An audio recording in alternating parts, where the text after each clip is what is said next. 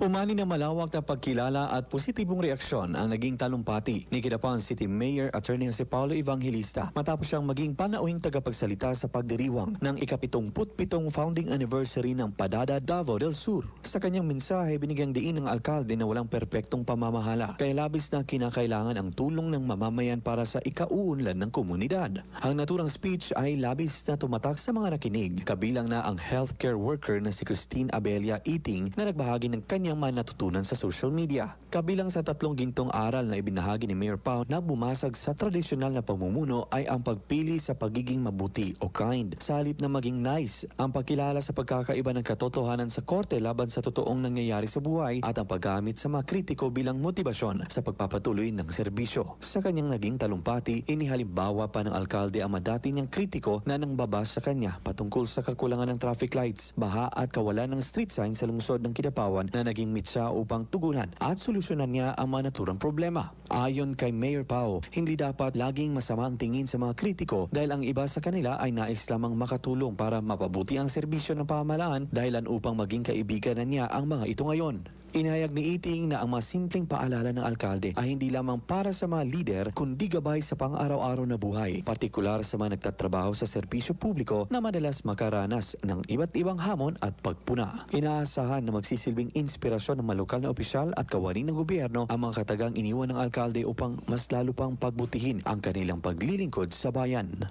Luigi Alan Dr. NDBC Bida Balita.